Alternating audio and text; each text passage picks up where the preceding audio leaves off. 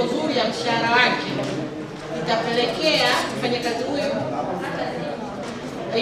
mfanyakazi huyo kutoroka.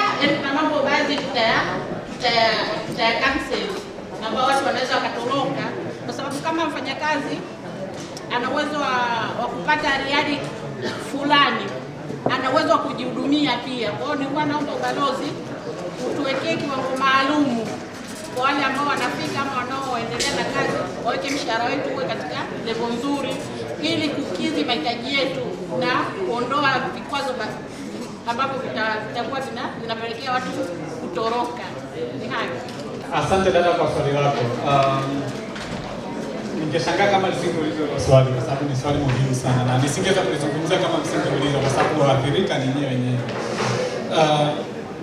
Changamoto moja kubwa hapo tulionao, wengi hatusome mikataba, japo dada alikataa, lakini wengi wetu naamini hapa hata kiuliza ambaye amesoma mkataba wake umeandikwa mshahara ni kiasi gani, sidhani kama yuko atakayesema.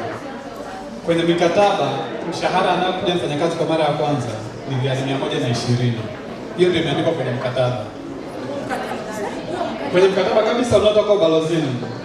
Ukitaka naweza nikafungua simu yangu nikuonesha mfano mfanyakazi, mkataba mfanyakazi anayekuja kwa mara ya kwanza mshahara ni kiasi gani. Changamoto inakuja, wadada wanaamini kwamba, wengi wetu, hata mimi naamini hivi, sema wadada hata wakaka wapo, wengi wetu tunaamini kwamba ubalozi unatakiwa uje umwambie bosi, leo mlipe dada Aisha 20, kesho tuende kwa nyumba nyingine mpe dada Mwajuma 20 yake. Hapana, haiko hivyo. Mkataba wewe ndio umesaini. Unasema na saini bosi, nasema na saini mfanyakazi, nasema na saini agent, nasema na saini ubalozi na wakala wa kazi Tanzania kama ni TAESA au wengineo wana saini hizo sehemu. Ziko sehemu nne za kusaini. Hizo sehemu za kusaini na maana umesoma mkataba wako na kuridhia kile kilichoandikwa, si ndio hivyo? Kwa hiyo kama mshahara wako umeandikwa 120, wewe ukaja ukapewa 90, ni kosa la nani? Ni kosa la kwako wewe mwenye mkataba, si ndio hivyo? Kwa sababu toka unatoka nyumbani kabla ya kuja umepewa mkataba na umeandikwa kabisa 120.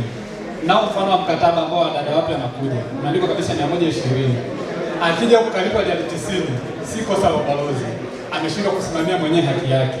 Kwenye mkataba imeandikwa siku ya kupumzika, aidha Ijumaa au Jumamosi. Ukishindwa mwenyewe kusimamia, ubalozi hawezi kuja kwenye nyumba moja moja. Ubalozi kuna Shatkuru, wadada wako mpaka Salala. Kwa hiyo imagine kwamba kila siku kutoka kwenye nyumba moja unajenda ukamwambia bana dada na kwa 120 na kwa 120, hiyo ni kazi ngumu. Tunashukuru. Huu ni muda wa nini?